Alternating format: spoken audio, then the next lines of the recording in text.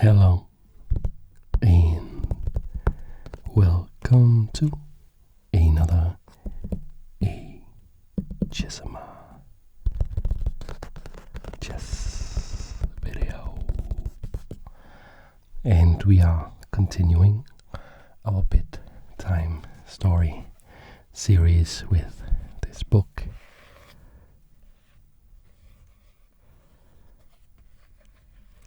My Chess Career by Jose Raul Capablanca. And we have done the first game already and the intro, so it's time to go to game 2.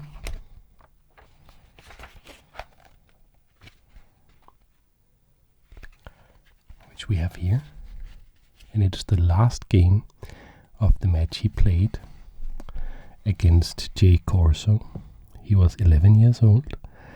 Corzo was the strongest player in Cuba, where he is from, where Capablanca is also from. He was the strongest player, but this is the last game of the match that quite conclusively proved that Capablanca was the strongest player in Cuba, even at 11 years old. And let's just get to it. I will read out the moves. I will read out the comments written by Capablanca himself. And I will analyze a bit and explain a bit about what's going on. So we have Capablanca with the white pieces and Corzo with the black pieces. The game starts out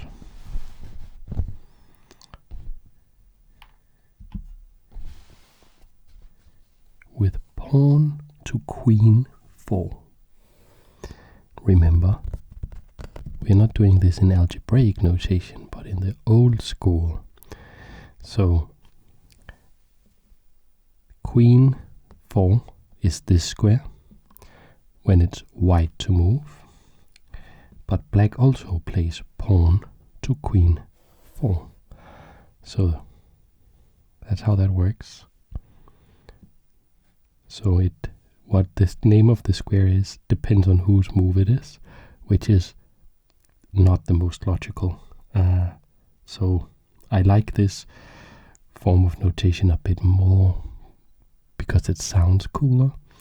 But obviously, algebraic notation, the modern notation, is, well, it's just better. It's just more efficient. Okay. So now we see knight to king's bishop 3 by Capablanca, and we see pawn to queen's bishop 4 by Corzo.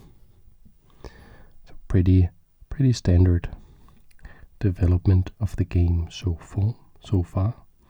Pawn to king 3, defending this pawn. I don't think we will see pawn takes pawn.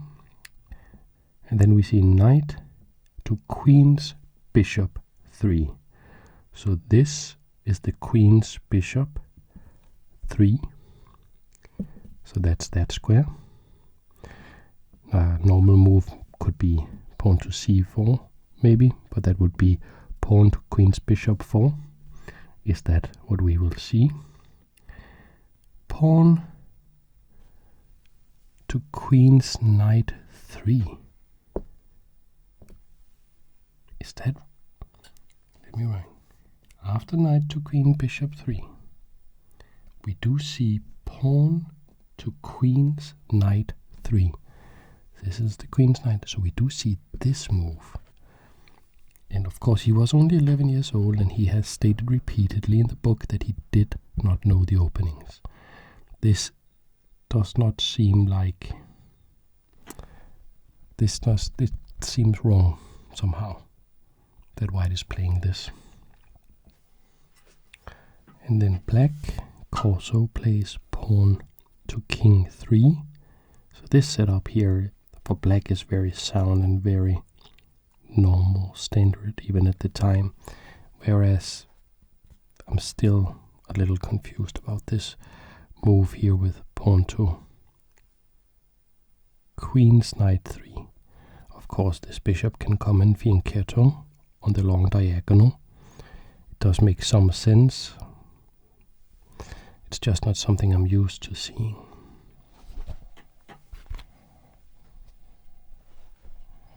So we have bishop to knight 2. That's knight 2. That's also knight 2, but there's no bishop that can go there, so they just write pawn bishop to knight 2. So it does make sense.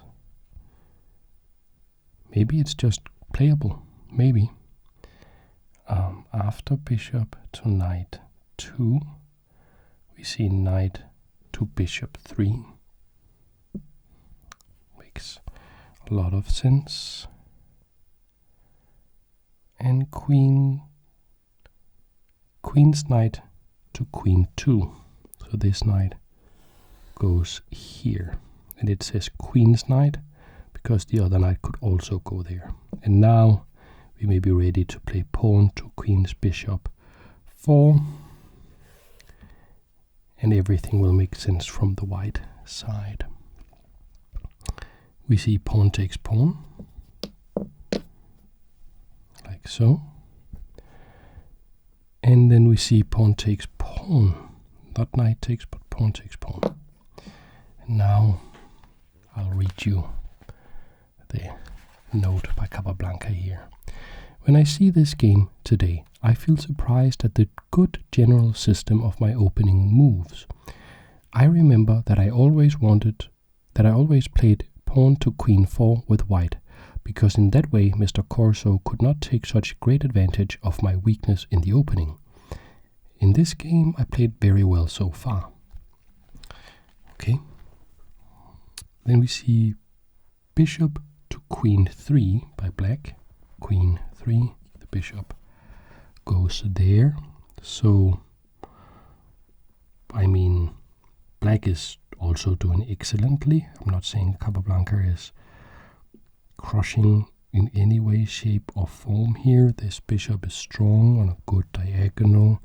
Black can castle, both knights out, quite nice. This bishop is the problem piece, and maybe that is what Capablanca is going to try to target, because it could be hard to get this out of the pawn chain here. We see bishop to queen 3 by white as well, and castles by black and castles by white. This is all very sound. Just get the kings out of the center. I would say I like black's position a little bit better here, maybe.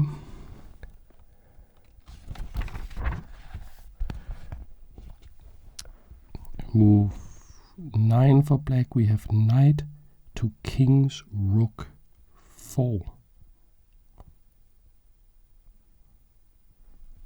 So this with the king's rook, so we have this move. What is that knight doing there? I mean, of course, if it can go here, then it would be very nice. That knight would be super strong, attacking this bishop, attacking this square. There would be maybe checks here. But let's see what Capablanca plays. He plays pawn to knight 3. And it can't be that pawn, so it has to be this pawn. And now this knight may be stranded a little bit. Will it go back? Because it cannot go here. We'll capture it. So just defending against that threat. Now we see pawn to bishop 4. So that would be this move here.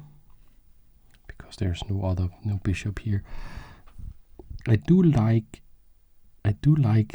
all these shortcuts, like they don't write all the name of the squares there. If it's enough to just say pawn to bishop 4, if there is no alternative, then they just write that. It sounds cool. Okay, so this is, I get the idea now of knight coming out here. It was to threaten to come here, but it was also to make room for this pawn to push, and then we can go back perhaps, and then we can push and start attack against the king. So what will we see now? Knight to king 5. Yeah, this makes a lot of things. Since this is king 5, the king starts here, so here. And this is trying to extend the scope of this bishop, the fianchetto bishop over here. If knight takes, pawn takes, then this bishop will have extended the scope and the pawn will be protected. So I don't think we will see an exchange happening here. Also, of course, when this knight moves, the queen can now see this knight, so probably we will see knight coming back here. Otherwise, the queen will come in and capture. Let's take a look. Let's take a look. Take a look. So after knight to king 5, we see knight to bishop 3, as predicted. And then pawn to king's bishop 4.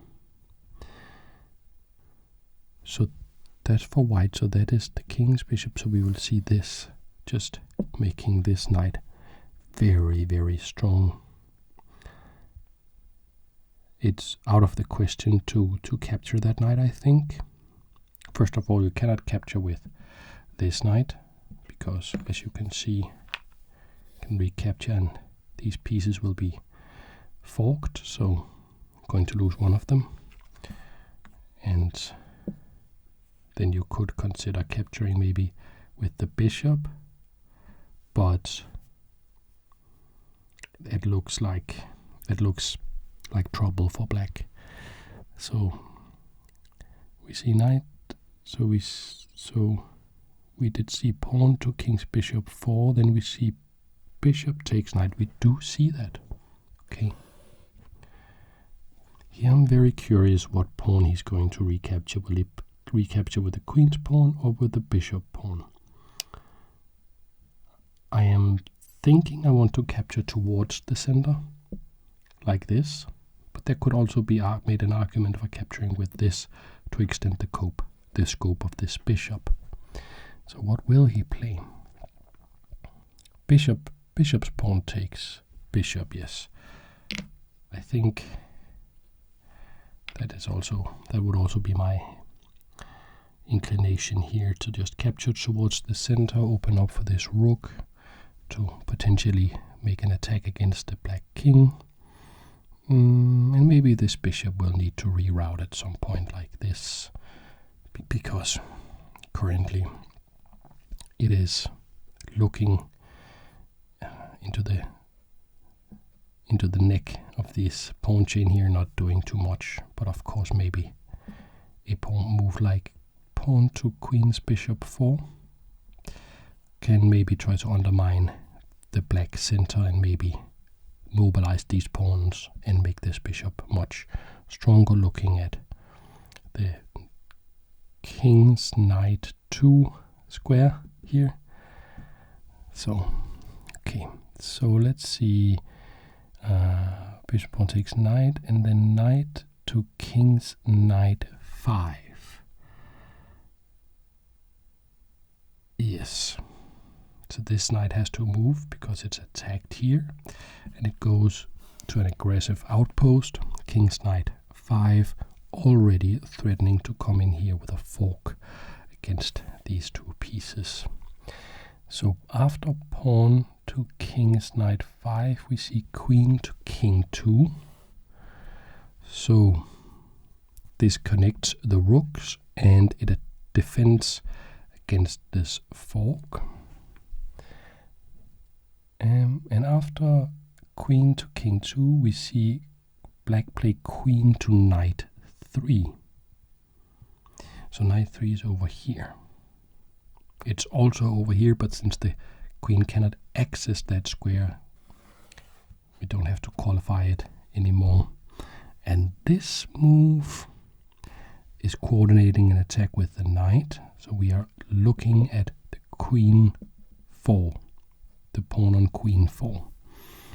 So will we see some move like pawn to bishop 3 to defend, or knight to bishop 3 to defend? Let's take a look. After queen to knight 3, we see knight to bishop 3. Here, just defending. And after knight to bishop 3, we see bishop to queen 2.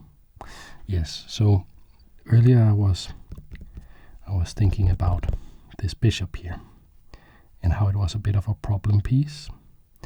And the dark squared bishop, the counterpart of this dark squared bishop, has been traded off, and that means that black's position is probably a little worse, because if you have to play this move, it's hard to develop this. This bishop is not doing that much, and this guy can be very, very strong at some point, because he or she it's a bishop, and it reminds me of an old joke, because I was thinking, okay, it could be a he or a she, or potentially a they, because it's a bishop. But then, of course, the many churches have, of course, been reluctant to have bishops that were not, traditionally just men. And there was this joke like the Church of England wants to move forwards on female bishops, but bishops can only move diagonally. So bishop to queen 2, and then after bishop to queen 2, we see bishop to queen's rook 3. Yes, so actually, this is very nice. Immediately we see the contrast here. So this bishop is very good. It slices through this position here. It's not hemmed in by its own pawns. It has retained some mobility, whereas this bishop is really cramped by its friendly pawns. And here is another little quote that I will read to you. To prevent knight to knight 5, and also to prepare the advance of the queenside pawns, today I would have followed the identical plan. Okay, so here we see pawn to king's rook 3 here, and I was thinking that maybe this move could have been good contrast instead to the bishop, showing the superiority of this bishop. It could come in here. Couldn't that be a very strong bishop? But Capablanca says no. He plays pawn to king's rook 3, to queen's rook 3. Pawn to queen's rook 3, and there's a little quote about it. He says to prevent, so this move here is to prevent knight to knight 5, and also to prepare the advance of the queenside pawns. Today I would have followed an identical plan. So he's saying that this move stops this, which it does, and it also prepares the advance of these pawns here, that they can maybe see a move like pawn to bishop 4 at some point. They can roll on forward. Then we have king to rook for black, so that means this king goes here. And I'm sitting here thinking, what is that move about? What is that move about? Is it because he wants to play pawn to knight 4 to make some attack here or something? Or is it because he wants... I'm not sure. And let's think about this king later and see how the game develops and see if we can make sense of it. Pawn to rook 3. Aha. So that would be this guy going here, attacking the knight. And the knight, my first thought when I saw this just now was that these 2 pawns are a little weak, but of course this knight has a difficult time finding a home, right? Has to go here probably. So pawn to rook 3, knight to rook 3, yes. And queen to bishop 2. So the queen goes here. Where is the queen going with that? Why does the queen want to be on the dark squares? Why does the queen want to be in front of the rook potentially? Couldn't we see a move like, what would that be? That would be pawn to bishop 5. Queen to bishop 2 and then knight to bishop 2. Okay, so the knight goes back here. Still curious about what this king move was about. The knight has gone back. Okay, the knight has gone back. King to knight 2. So I was thinking about these squares here, that these 2 pawns here, the castle, had lost connection with the king, and the king was, and the pawns may be a little weak, so just king to knight 2 defending them. So he has just sort of had a little mobile castle, just moved it up a little bit. So after king to knight 2, we have pawn to knight 4. Okay. That is probably the point of this king move, going to rook here. And this knight is defending nicely here. So rook to knight could be a plane lining up against the king, of course. This bishop could become a super duper monster sniper at some point if we are ever allowed to play pawn to bishop 4 and somehow mobilize these 2 pawns, because it would be looking directly at the king. So, but how does Capablanca react to this aggressive pawn to knight 4 move? He plays pawn to king's knight 4. So he pushes this pawn. And will we see a push or will we see capture? So after pawn to king's knight 4, we see knight to king 2. So we see neither a push or a capture, nor a capture. We see the knight here defending the pawn and rerouting, looking at a potential attack against the king. So maybe black is doing quite well here. It looks, the white pieces, though, they look like they are all doing something very reasonable, and this bishop looks like, once unleashed, it will show how much superior it is to this, and it will almost be, I think, as if white has a material advantage. So after knight to king 2, we see queen to king 3. So that's this move. Now we have attacking this pawn twice with the knight and the queen. Maybe we'll see it defended. So after queen to king 3, we see rook to king's knight. Okay. So we are now making use of this mysterious king to rook move earlier. And after rook to knight, and it's rook to king's knight. Rook to king's knight. Here. And after rook to king's knight, we see queen, the queen's rook to king. So this is the queen's rook, and the king starts here, so that's that move. So that was sort of the last piece that had not moved. Now it is developed, and it looks very nice for white. Has a lot more space than black, if the game opens up, it can become very crazy all of a sudden in one false move, and yeah, that's how chess works. One false move, and okay.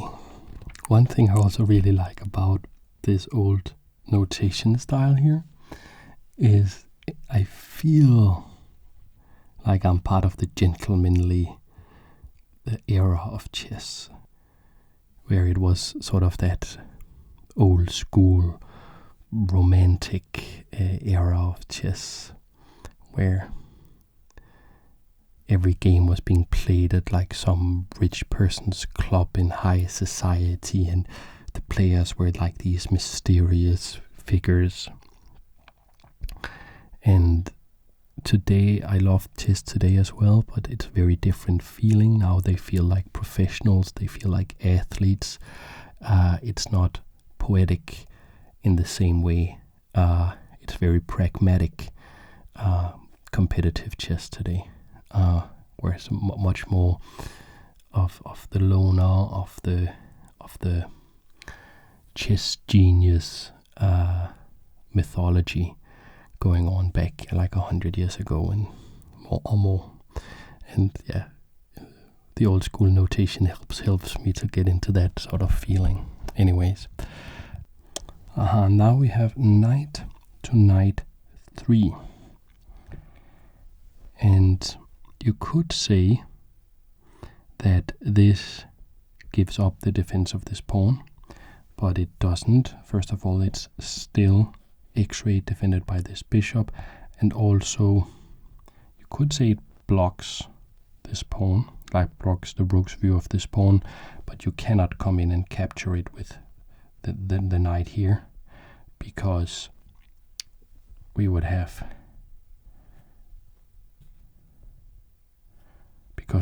knight here check, and then we would probably just be picking up that knight. So it's defended with this discovered check here. These two checks look very, very strong. This one is not as good because we can trade for the knight, but this check, it looks like something really has to be done about that. So I'm curious as to what Kappa is going to play here, because if this knight lands here, I think white will be in trouble. So after knight to knight 3, we have pawn takes pawn here.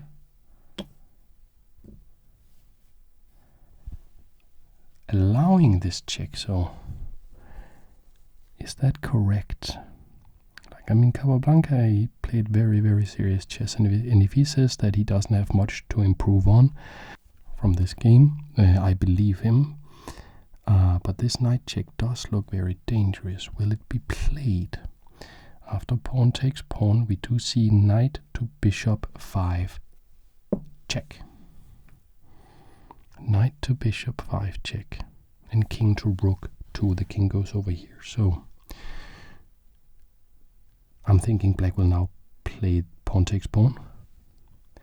Let's take a look. King to rook 2. Knight takes bishop. So this knight captures this bishop. That's curious. Knight takes bishop, and queen takes knight. Not going to capture here because we want to be able to push this pawn, have our pawn break. So we do play queen takes knight. And what is the plan here? Pawn takes pawn. So it does win a pawn. Let's just check. 1, 2, 3, 4, 5, 6. 1, 2, 3, 4, 5, 6. No. It's even on material. So what's... I mean, this now looks very, very dangerous for black. Like this bishop. Like you can move here. We just need to be able to move this pawn, and then this bishop will be the strongest piece on the board.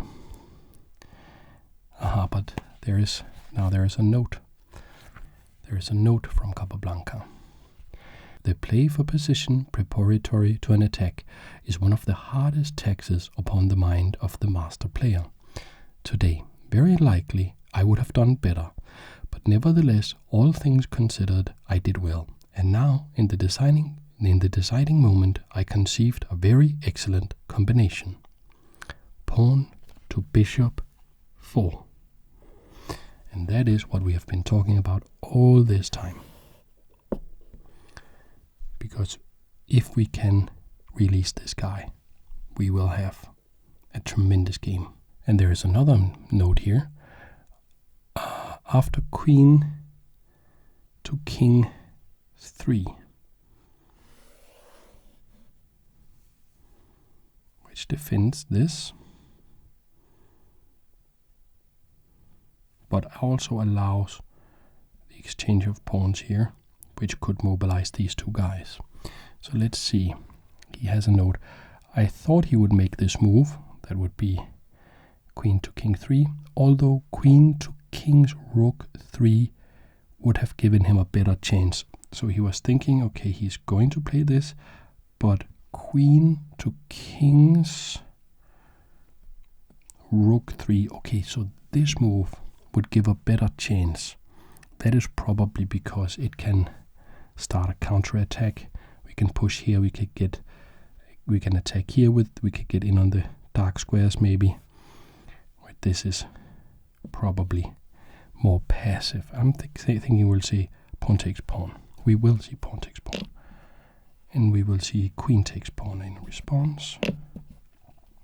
And we will see pawn to king 6. Oh, it's of course a sacrifice, a gambit of the pawn. It has to be taken, I guess. Bishop takes pawn. Bishop to knight 4. Okay. So not taking the pawn, but getting out of it in a different way, going here to skewer the king and the rook. But now you're saying as black here that you have calculated this, because this is a critical line, and you're saying you have calculated it further than Capablanca. And I am not sure that is going to end well. But this is like, now the position has exploded, and everything like is attacked. This knight is attacked, the queen is attacked, the king here can be checked very easily. This rook could potentially, we could move here, we could activate against the king, but this bishop could come and be very strong against this king. I mean, this position is crazy, and it's I like it. It looks beautiful. It looks exciting. It looks like a good time. So bishop to knight 4. Again, there is a note that says it is evident that if bishop takes pawn, rook takes pawn, and then queen takes bishop. So if bishop takes,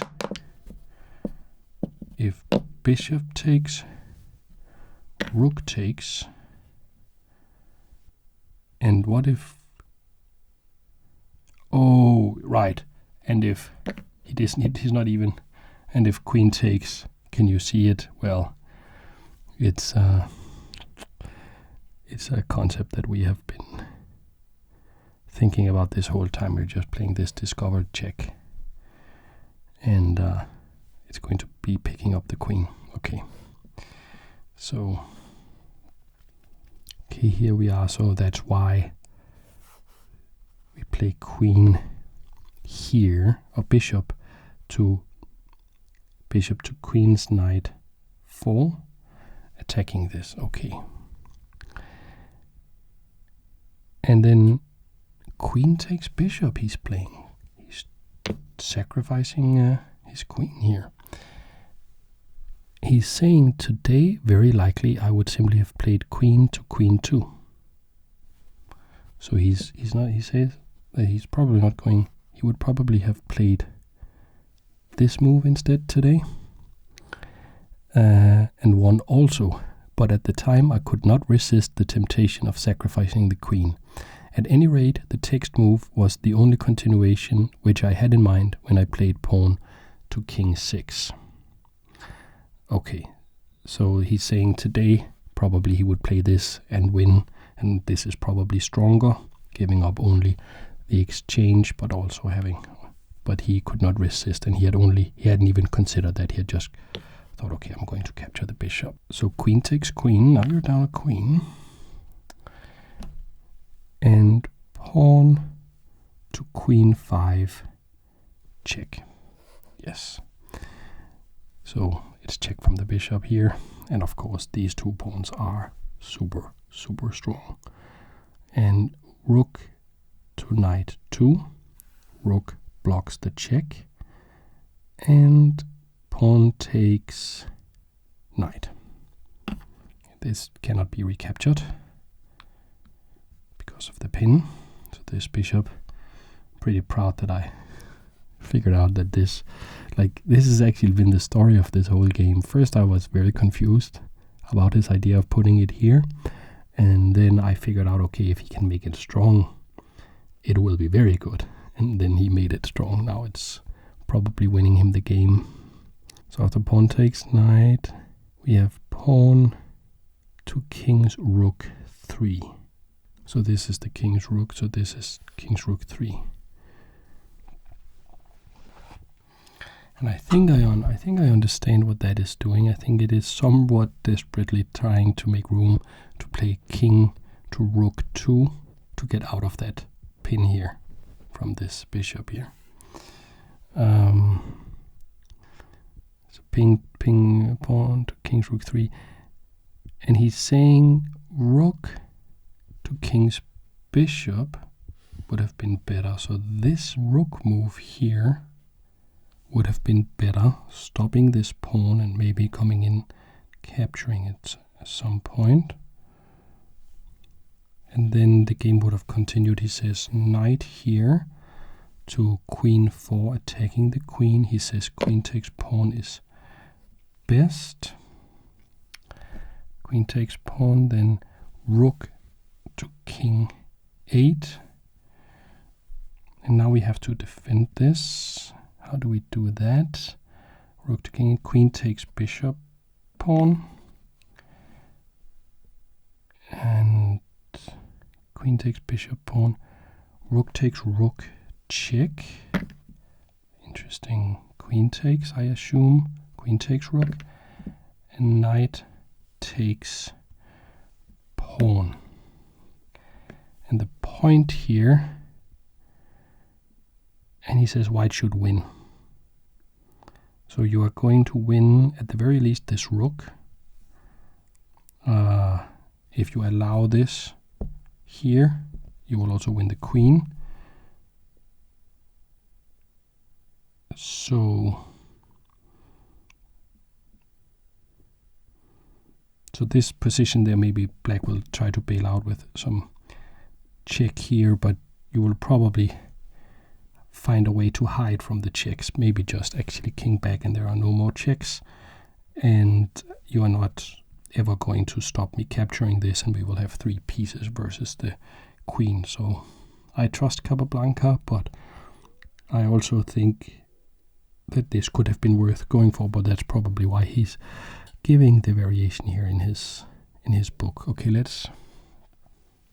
so this is the position with the king with the pawn to rook is what actually was played, and Capablanca played knight to queen 4, the same idea, attacking here, and Corzo is now playing queen takes rook because he's maybe afraid of this rook coming here, and it will be check actually. Queen takes rook, sacrificing back the queen.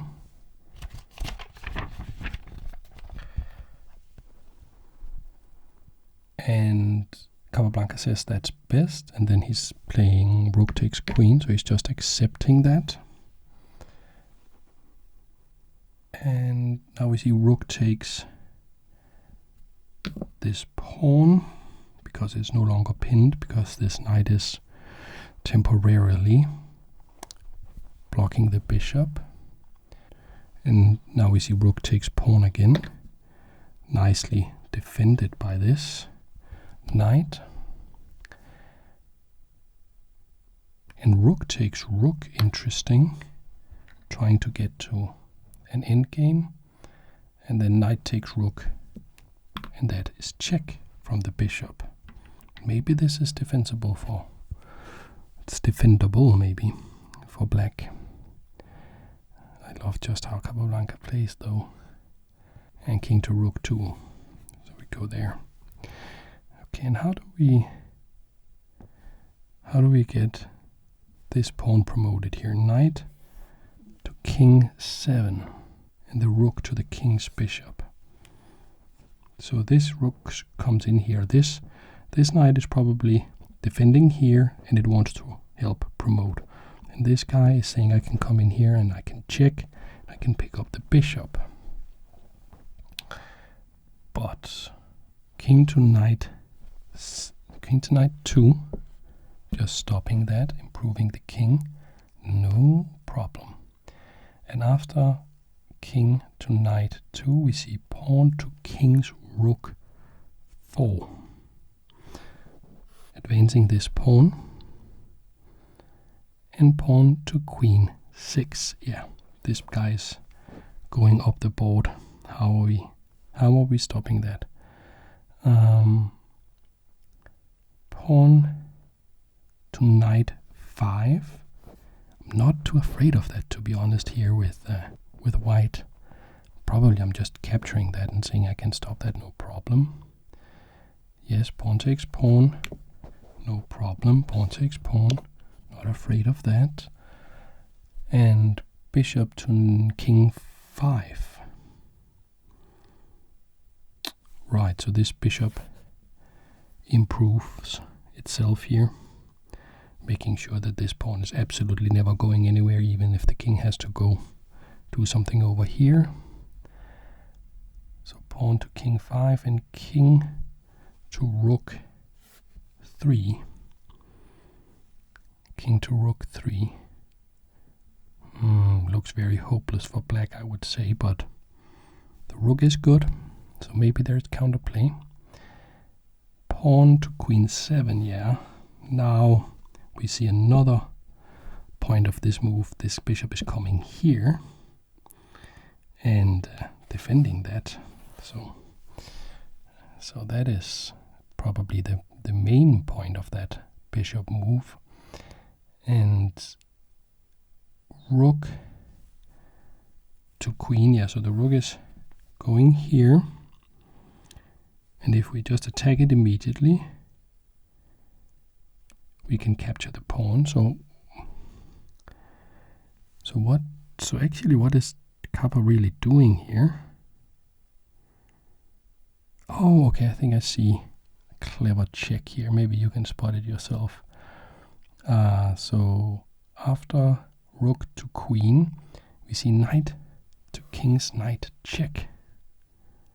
That's quite nice. So the king will have to move. Where will the king go, though? Where is the king going? Oh, okay, it's just rook takes. I guess because if you don't, this knight is coming here, defending here, and then we will see rook, a bishop here.